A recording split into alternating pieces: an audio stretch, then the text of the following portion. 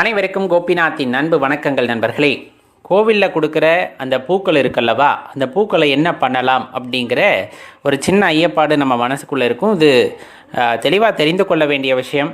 கோவிலில் கொடுக்கறது மட்டுமல்ல, நம்ம வீட்டில் இப்போ சாமிக்கு வந்துட்டு பூ சாற்றுகிறோம் அல்லது அணிவிக்கின்றோம் அப்படிங்கும் போது அந்த பூவை நம்ம என்ன பண்ணணும் அப்படிங்கிறதையும் தெளிவாக தெரிஞ்சுக்கணும். முதல்ல கோவிலில் கொடுக்கக்கூடிய அந்த பூக்களை என்ன செய்யலாம் அப்படின்னு பார்க்கலாம். அதுக்கு முன்னாடி நம்ம வீடியோ லைக் பண்ணிவிட்டு மறக்காமல் ஷேர் பண்ணிக்கோங்க.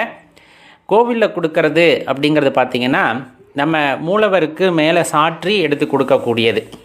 உண்மையாலுமே அந்த கர்ப்ப கிரகத்துக்குள்ளே ஒரு பொருள் போயிட்டு வருது அப்படின்னா அது நேர்மறை ஆற்றலை தாங்கி வரும் அப்படின்னு சொல்லுவாங்க. இப்போ கோயிலில் கொடுக்கக்கூடிய பிரசாதங்களாக இருக்கட்டும், கோயிலில் கொடுக்கக்கூடிய தீர்த்தங்களாக இருக்கட்டும், எல்லாத்தையும் பவ்யமாக நம்ம வாங்கிக்கிறதுக்கான காரணமே அந்த ஆற்றலை நாம் பெறுகின்றோம் அப்படிங்கிற எண்ணத்தின் பேரில் தான். அதே போல தான் அந்த இறைவனுடைய அந்த மூர்த்தத்தின் மீது சாற்றப்பட்ட மாலையோ பூக்களோ நம்மளுக்கு கொடுக்குறாங்க அப்படிங்கும்போது கண்டிப்பாக அதை பயபக்தியாக தலை வணங்கி வாங்கி கொள்ள வேண்டும். தலை வணங்கி கையிலே ஏந்தி கொள்ள வேண்டும். கையில் ஏந்தி கொள்ள சில பேர் தலையில் வைக்கலாமா அப்படின்னு கேட்குறாங்க. கண்டிப்பாக தலையில் வைக்கலாம். துளசி கொடுக்குறாங்க அப்படின்னா துளசியை நம்ம தலையில் வைக்கக்கூடாது. பெண்கள் துளசியை தலையில் வைக்கக்கூடாது, அதை மட்டும் தெரிஞ்சுக்குங்க. பூக்கள் கொடுக்குறாங்க அப்படின்னா பூக்களை வாங்கி தலையில் வைத்துக்கொள்ளலாம், தவறில்லை. ஆனால் அதை எடுத்துகிட்டு நம்ம அப்படியே டஸ்ட்பினில் தூக்கி போட்டுறக்கூடாது. வைக்கிறீங்க இல்லையா, நம்ம அப்படியே போயிட்டு ஒரு இடத்துல உட்காருவோம், இல்லை சாஞ்சு படுக்கலான்னு படுக்கிறது, அந்த கசங்கிறது, இந்த மாதிரியான விஷயங்களை தவிர்ப்பது நல்லது. அப்படியே காஞ்சிருச்சுன்னா எடுத்து குப்பை தொட்டியில் வீசுறது, இது எல்லாமே தவிர்க்கப்பட வேண்டியது. அதனால தான் முடிஞ்ச அளவுக்கு தலையில் வைக்க வேண்டாம்னு சொல்லுவாங்க. ஆனால் வச்சா நீங்கள் அப்புறப்படுத்துறதும் முறையாக அப்புறப்படுத்தணும். இல்லை நான் தலையிலே வைக்கல அப்படின்னா கொண்டு போய் பூஜை அறையில் இறைவனின் பாதத்திற்கு கீழே வைக்கலாமே தவிர வீட்டில் இருக்கக்கூடிய படங்களுக்கு அதை அணிவிக்கக்கூடாது. நம்ம வீட்டில் சிலைகள் வச்சுருக்கோம் அல்லது படங்கள் வச்சுருக்கோம் அப்படின்னா நம்ம கோவிலேருந்து வாங்கிட்டு வந்த பூக்களை நேராக போய் நம்ம வீட்டில் இருக்கக்கூடிய இறைவனுக்கு சாத்தக்கூடாது அப்படிங்கிறத தெளிவாக தெரிஞ்சுக்கணும். வேணால் பாதத்தில் கீழே வச்சுக்கலாம், தனியாக வைக்கலாம். அங்கேருந்து பெற்று வந்த ஆற்றலை நம்ம வீட்டிற்குள்ளே வைக்கலாம், அதில் தப்பு இல்லை. ஆனால் அங்கே போய் நம்ம படத்தில் சாத்தக்கூடாது அப்படிங்கிறத மனசில் வச்சுக்கோங்க. அதே போல் இப்போ நம்ம பூக்கள்லாம் சாத்தியிருக்கோம் இல்லையா, எது நம்ம வீட்டில் பூஜை அறையில் பூக்கள்லாம் சாத்தியிருக்கோம், வாடிடுது அப்படிங்கும் போது தெளிவாக இருக்கணும். வாடிச்சுனாவே அதை அப்புறப்படுத்த பார்க்கணும். சில பேர் அப்படியே விட்டு அழுகி அந்த பூக்கள் மீது பூச்சியெல்லாம் வைக்க ஆரம்பிச்சிடும். அப்படியெல்லாம் இருக்கக்கூடாது. அது எதிர்மறை சக்திகளை அந்த இடத்துல அதிகமாக பரவ செய்யும், ஒரு மாதிரி துர்நாற்றம் வீச ஆரம்பிச்சிடும். அதனால் அது வாடும் போதே அந்த பூக்களை எடுத்துட்டு அதை என்ன பண்ணலாம் அப்படின்னு இருக்கும். நீரோடு இருக்கிறது அல்லது ஆற்று பகுதியாக இருக்குது அப்படின்னா அதை ஆற்றுல விடுவாங்க. சில பேர் கேணியில் அதை போடுவாங்க. முடிஞ்ச அளவுக்கு ஓடுகின்ற நீரில் விடுறது அப்படிங்கிறது. அப்படி இல்லைன்னா வீட்டில் நீங்கள் மரம் செடி ஏதாச்சும் வளர்த்துறீங்க அப்படிங்கும்போது அதை சுற்றி குழிப்பறித்து யார் காலும் படாத வகையில் அதை போட்டு மூடிடுறது. அது செடிக்கு உரமாகும் அப்படிங்கிறதும் தெரிஞ்சுக்கலாம். உரியபடி அதை அப்புறப்படுத்துவது அப்படிங்கிறதும் சிறந்ததாக இருக்கும். அதனால தான் கோவிலில் கொடுக்கக்கூடிய பூக்களை தலை வணங்கி ஏற்றுக்கொள்ளுங்கள். தலையில் சூடிக்கொள்ளலாம், ஆனால் அதை முறையாக அப்புறப்படுத்தணும். அப்படியே என்ன சொல்கிறது, அப்படியே நடக்கிற பாதையில் தூக்கி வீசிடக்கூடாது. இறைவனிடம் இருந்து வாங்கியது, இறைவன் நமக்கு கொடுத்ததை தவறுதலாக கூட இப்படி செய்துவிடக்கூடாது. துளசியை தலையில் அணியக்கூடாது அப்படிங்கிற ஞாபகம் வச்சுக்கோங்க. இந்த எலுமிச்சங்கனி அப்படிங்கிறது பார்த்திங்கன்னா தேவகனி அப்படின்னு அழைக்கப்படும். இப்போ ஆலயங்களில் கொடுக்கப்படுகின்ற அந்த தேவகனிக்கு மதிப்பு அதிகம். பொதுவாகவே இப்போ நம்ம ஒரு கடையில் போய் எலுமிச்சம்பழம் வாங்கிட்டு வரோன்னா அது வேறு. இப்போ அது வீட்டில் இருந்து அழுகி போகுது, அதெல்லாம் நம்ம கண்டுக்க மாட்டோம். ஆனால் ஆலயத்தில் தெய்வ அந்த பாதத்திற்கு கீழே வைத்து கொடுக்கப்படுகின்ற கனிக்கு அற்புதங்கள், அந்த மகிமைகள் ஜாஸ்தி. அது உணர்வு பூர்வமாக உணர்ந்தவர்களுக்கு மட்டும்தான் தெரிந்து கொள்ள முடியும். இப்போ ஆலயத்திலேருந்து எலுமிச்சங்கனி கொடுக்குறாங்க, அதை நான் வீட்டுக்கு கொண்டு வரேன் அப்படின்னா என்ன பண்ணலாம் அப்படிங்கிறது நிறைய பேர்த்துக்கு தெரியும். இருந்தாலும் ஒரு தவிர நம்ம பண்ணிடக்கூடாது. இந்த எலுமிச்சங்கனி வாங்கிட்டு வந்ததுமே சில பேர் அறுத்து சாறு புளியலாம். புளிந்து அதை வீணாக்காமல் குடிக்கலாம், தவறில்லை. ஆனால் அதில் தேன் கலந்து குடிக்கணுமே தவிர உப்பு கலந்து குடிக்கக்கூடாது. சில பேருக்கு அந்த உப்பு கலந்து குடிக்கிறது தான் பிடிக்கும் அப்படிங்கிறனால உப்பு கலந்து குடிப்பார்கள். அதை மட்டும் எக்காரணம் கொண்டும் பண்ணக்கூடாது ஆலயத்திலேருந்து வாங்கிட்டு வரதை. இல்லை வேறு என்ன பண்ணலாம்? இப்போ நம்ம அறுத்து சாறு புளியறதுக்கு மனம் ஒத்து வரல அப்படின்னா பூஜை அறையில் வைக்கலாம். உங்களுக்கு நல்லா தெரியும், இந்த ஆற்றல் வாய்ந்த எலுமிச்சங்கனிகளை கவனித்து பார்த்தீங்கன்னா ஆலயத்திலேருந்து வாங்கிட்டு வர்றது சாமிக்கிட்ட வச்சிங்கன்னா 1 வாரம் 10 நாள் ஆனாலும் அது அழுகாது, அந்த பூசாம் பிடிச்சி போகாது, அப்படியே இருக்கும். நிறம் கொஞ்சம் கொஞ்சமாக மாறினா கூட அப்படியே சுருங்கிடும். அந்த ஈரப்பதம் மட்டும் வெளியே போய் சுருங்கியிருக்கும். அவ்வளவு ஆற்றல் வாய்ந்த அந்த கனியோட தன்மைகள் அது எல்லாமே. இப்போ ஒருவேளை அந்த கனி வந்துட்டு அழுகி போகுது அல்லது பூசாம் பிடிச்சி போகுது அப்படிங்கும் போது அந்த இடத்துல வந்துட்டு இன்னும் நேர்மறை சக்திகள் அதிகரிக்க வேண்டும் அப்படிங்கிறது தெளிவாக தெரிஞ்சுக்கணும். இப்போ வீட்டில் வைக்கிறோம் அப்படின்னா நம்ம வீட்டில் வந்துட்டு சோகமாக இருக்கோம் அல்லது எதிர்மறையாகவே பேசிக்கிட்டு இருக்கோம். இந்த மாதிரி நிறைய விஷயங்கள் எப்போவுமே வீட்டில் எதிர்மறைத்தன்மை குடியிருக்கு அப்படின்னா தான் அந்த எலுமிச்சங்கனியானது அப்படி மாறும். அப்போ என்ன பண்ணுறது? இப்போ அந்த மாதிரி அழுகிடுச்சு, என்ன பண்ணலாம்? ஒன்றும் பண்ண வேண்டாம். வாரத்துக்கு 2 நாள் நல்ல வீட்டை வந்து நல்லா கழுவி விடுங்க. நல்லா சுத்தப்படுத்தி மாட்டோட கோமியம் கிடச்சிதுன்னா வாங்கி வீட்டை சுத்திப்படுத்தி விட்டு சாம்பிராணி, நல்ல பால் சாம்பிராணி எப்போவுமே போடுங்க. போட்டிங்கன்னா நேர்மறைத்தன்மை அப்படிங்கிறது கொஞ்சம் கொஞ்சமாக வந்துடும். தினமும் காலையில் சாயந்தரம் வீட்டில் விளக்கேற்றிடுங்க. இப்போ நிறைய எலுமிச்சம்பழம் கிடச்சிருக்கு அப்படிங்கும் போது என்ன பண்ணலாம்? இப்போ நம்ம எல்லாத்தையுமே பூஜை அறையில் வைக்க முடியாது. 1 அல்லது 2 வச்சுக்கிட்டு மற்றது தான் சாறு பிழிஞ்சு குடிச்சிக்கலான்னு சில பேர் வண்டி வாகனங்களில் வைப்பாங்க. அது வந்து ஒரு பாதுகாப்பு கவசம் மாதிரி ஒரு நம்பிக்கையை உண்டாக்கக்கூடியது. சில பேர் சொல்லுவாங்க நம்ம மேலே இல்லாத நம்பிக்கை அந்த எலுமிச்சம்பழத்தில் வந்துடுது அப்படின்ட்டு. ஒரே ஒரு விஷயந்தான், எப்போவுமே நான் தனியாக இருக்கேன் அப்படின்னு நினைக்கிறதுக்கும் என் கூட தெய்வம் இருக்குது அப்படின்னு நினைக்கிறதுக்கும் இடையே வித்தியாசம் இருக்குது. இதை தெய்வ நம்பிக்கை உடையவர்களுக்கு மட்டுமே தெரியும். இல்லை என்று இருப்பவர்களுக்கு அதை பற்றி புரியாது. அது ஒரு சொல்லுவாங்க இல்லைங்களா, மாரல் சப்போர்ட் அப்படின்ட்டு. அந்த மாதிரி நம்முடன் இறைவன் இருக்கின்றான் அப்படிங்கிற அந்த தெம்பு, அந்த உணர்வை கொடுப்பது அந்த சின்ன கனி அப்படின்னு சொல்லலாம். மூட நம்பிக்கை அப்படிங்கிறவங்க இதை விட்டலாம். ஆனால் உண்மையிலுமே தெய்வ நம்பிக்கையில் இருக்கவங்களுக்கு உங்களுக்கு நல்லா தெரியும். நம்ம ஆலயத்துக்கு போய் சில நேரங்களில் எலுமிச்சங்கனி வாங்கி கொடுத்துருக்க மாட்டோம். ஆனால் ஆலயத்திலிருந்து நமக்கு கொடுப்பாங்க இந்த கையில். இதெல்லாம் வந்துட்டு இறைவனுடைய அந்த அருட்பார்வை, கருணை அப்படின்னு சொல்லலாம். அதை எடுத்துகிட்டு வந்ததுக்கப்புறம் நம்ம வீட்டில் ஏதாவது சின்ன சின்ன மகிழ்ச்சியான விஷயங்கள், நிறைய மாற்றங்கள் நிகழ்வதை கண்கூடாக நாம் கண்டிருப்போம். அதெல்லாம் இறைவனுடைய அனுகிரகம் அப்படின்னு சொல்லலாம். அப்போ என்னென்ன பண்ணலாம்? எடுத்துகிட்டு வந்தால் சில பேர் சிவப்பு துணியில் கொஞ்சம் திருநீர் போட்டு அதில் எலுமிச்சம்பழத்தை வச்சு நிலவாசலில் கட்டுவாங்க. சில பேர் பூஜை அறையில் வச்சுருப்பாங்க. நான் ஏற்கனவே சொன்ன மாதிரி அப்படியே வச்சுக்கலாம். சில பேர் அதை அறுத்து பொழிந்து சாறு ஆக்கி அதில் தேன் கலந்து குடித்திருக்கலாம். இதில் தவறில்லை. ஆனால் உப்பு கலந்து மட்டும் குடிக்க வேண்டாம் அப்படிங்கிறத தெளிவாக தெரிஞ்சுக்குங்க நண்பர்களே. இந்த எலுமிச்சங்கனி அப்படிங்கிறது கோவிலிருந்து எடுத்துகிட்டு வந்தாலும் சரி, இல்லை இப்போ நான் எங்கேயாச்சும் ஒரு வேலை நிமித்தமாக போகிறேன் அப்படிங்கும்போது ஆலயத்திலேருந்து கொடுக்கப்பட்ட எலுமிச்சங்கனியை கையில் எடுத்துகிட்டு போனாலே அது ஒரு நம்பிக்கை, வெற்றியோட சின்னமாக இருக்கும். இல்லை ஆலயத்திலேருந்து கொடுத்தது இல்லைன்னா வீட்டில் பூஜை அறையில் வைத்து உங்கள் குலதெய்வத்தை, உங்கள் இஷ்ட தெய்வத்தை மனதார வேண்டிக் கொண்டு அந்த எலுமிச்சங்கனியை கையில் எடுத்துகிட்டு போகலாம்.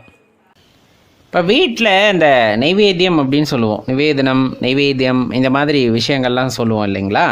இப்போ நம்ம சாமி கும்பிடும்போது கட்டாயமாக நைவேத்தியம் வைத்து சாமி கும்பிடுங்கள் அப்படின்னு சொல்லுவோம்.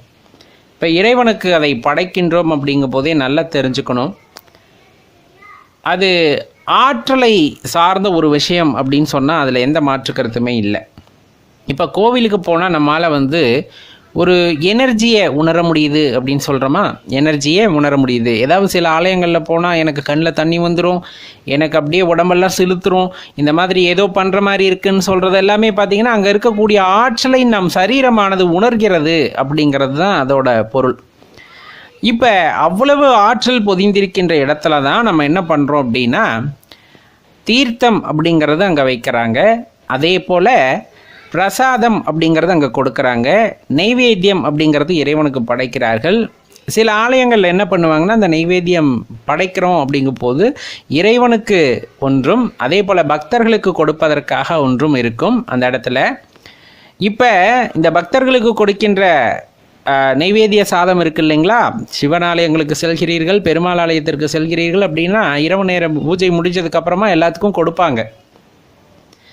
அதை வாங்கி சாப்பிட்டோம்னா எப்படி செஞ்சுருந்தாலும் சரி அங்கே சாப்பிடும்போது அது ஒரு அதீத சுவையாக இருக்கும்.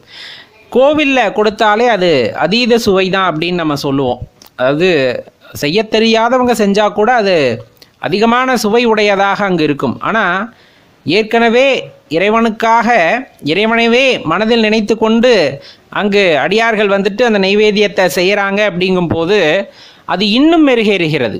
ஏன்னா அவங்க செய்கிறது அந்த உணவுப் பொருட்களை மட்டும் சேர்த்தல்ல, கூடவே அவர்களோட பக்தியும் அன்பையும் சேர்த்து அதில் கலந்து விடுவதன் காரணமாக அது சுவையும் அதிகமாகிறது. அதே போல் அதன் மூலமாக கிடைக்கின்ற ஆற்றலும் நமக்கு அதிகமாகிறது. இப்போ இறைவனுக்கு பார்த்தீங்க அப்படின்னா சாற்றுகின்ற மாலையோ அல்லது பூவோ கூட வேறு மாதிரி இருக்கும். அதாவது இறைவனின் ஆற்றலுக்கு தகுந்த மாதிரி.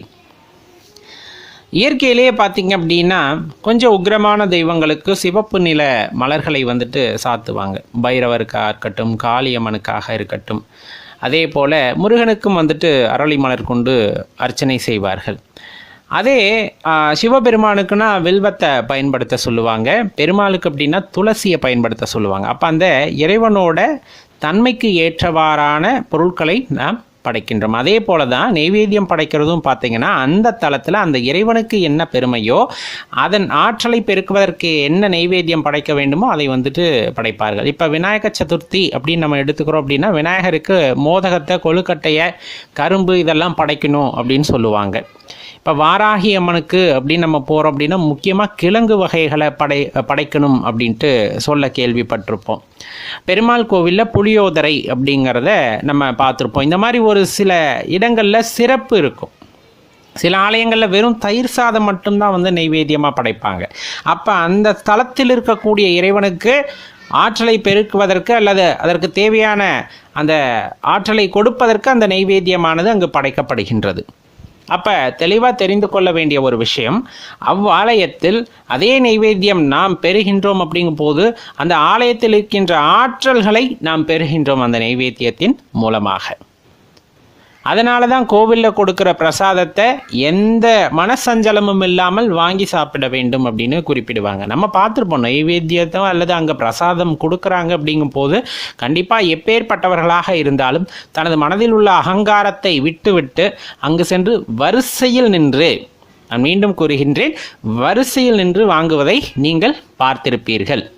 அந்த இடத்துல அந்த போட்டி நான் முன்னாடி வாங்கணும் அதெல்லாம் இருக்காது. அமைதியாக போய் நின்று வாங்கிறத பார்த்துருப்போம். காரணம், அவங்களுக்கு அந்த ஆற்றலானது முழுமையாக தேவைப்படுகிறது.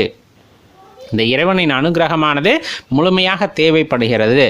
அப்போ தான் அந்த விஷயமானது அங்கு நிகழப்பெறுகிறது. சில ஆலயங்களில் நெல்லிக்காய் தருவாங்க, சில ஆலயங்களில் திராட்சை தருவாங்க.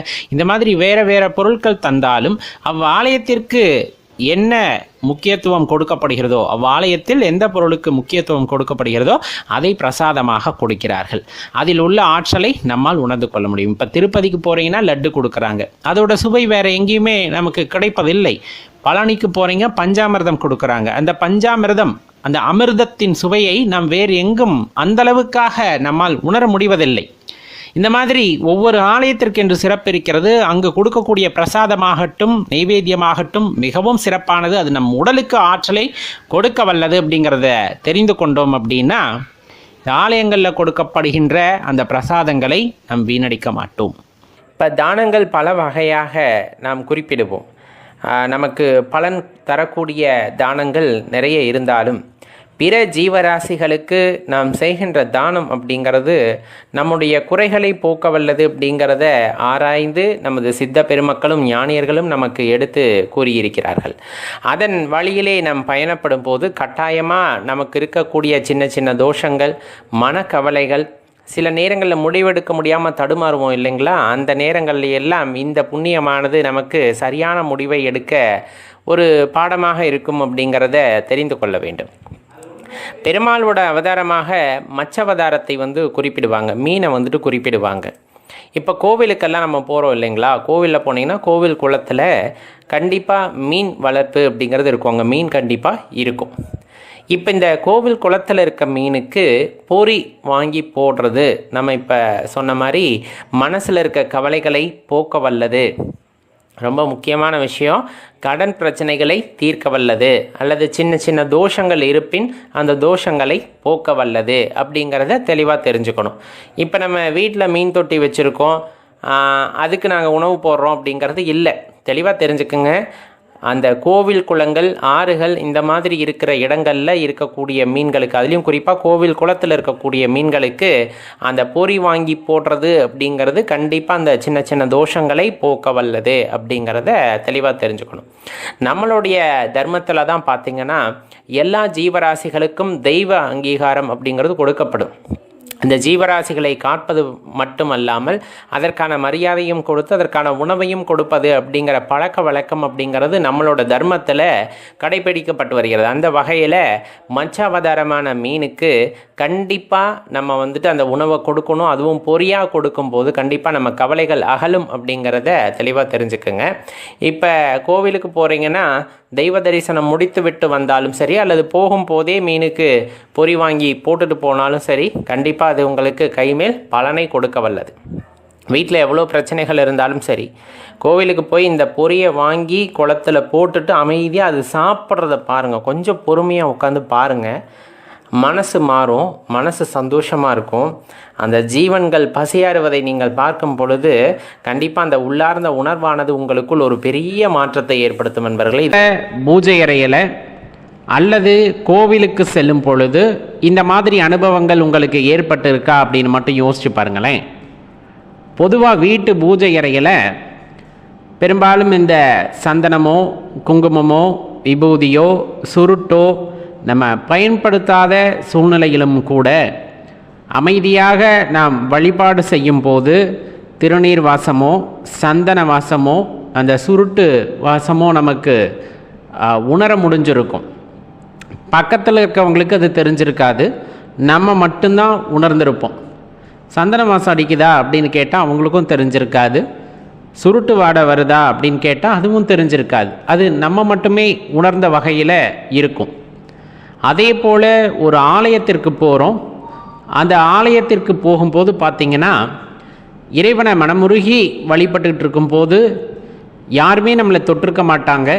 ஆனால் நம்மை தொட்டது போன்று ஒரு உணர்வு ஏற்படும். தலையில் யாரோ கை வச்ச மாதிரி ஒரு உணர்வு, தோளில் யாரோ கை வச்ச மாதிரி ஒரு உணர்வு, நம்மை அறியாமல். ஆனால் அந்த இடத்துல யாருமே இருந்திருக்க மாட்டாங்க. யாரோ அருகாமையில் நமக்கு ஒரு பேராற்றல் நின்று கொண்டு இருப்பது போல் உணர்வு. அப்போ தான் அந்த உடல் சிலிர்ப்பு அப்படிங்கிறது ஏற்படும். நம்ம அறியாமல் நம்ம கண்களில் தண்ணீர் அருவியாக கொட்டும். இதெல்லாம் அங்கே இருக்கக்கூடிய அந்த இறை ஆற்றலை உணர்வதின் பொருட்டு ஏற்படக்கூடியது. இந்த அனுபவங்கள் ஏற்பட்டு இருக்கா அப்படின்னு பாருங்கள். சில பேர் சொல்லி அடியேன் கேள்விப்பட்டது உண்டு. சிலர் பார்வைக்கும் சிலர் அந்த ஒரு இறை ஆற்றலை கண்களாலே பார்த்ததாகவும் கூறுவார்கள்.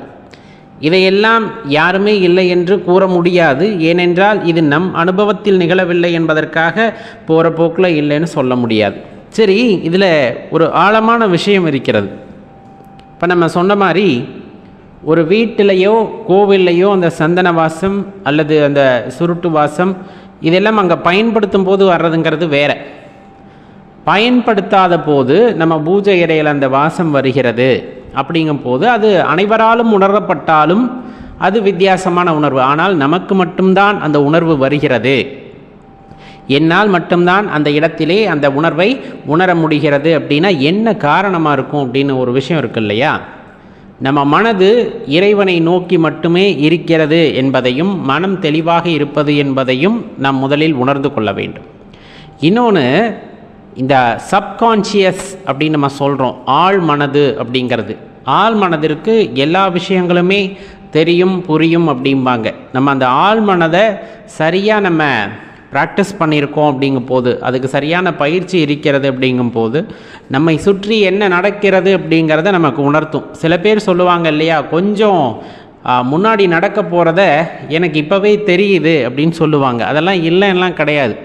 அந்த சப்கான்ஷியஸ் மைண்ட் அப்படிங்கிறது ரொம்ப ஆக்டிவாக இருக்குது அப்படிங்கும் போது சில விஷயங்களை நம்மால் உணர்ந்து கொள்ள முடிகிறது. இது சூடோ சயின்ஸ் அது இது நிறைய பேர் பேசினாலுமே இது அனுபவத்தில் உணர்ந்தவர்களால் மட்டுமே உணர்ந்து கொள்ளக்கூடிய ஒரு விஷயம். இல்லாதவர்கள் 1000 பேசி விட்டு போவார்கள். இருந்தாலும் அந்த உணர்வு அப்படிங்கிறது நம் ஆழ்மனது சம்பந்தப்பட்டது. இந்த ஆழ்மனதிற்கு தெரியும்.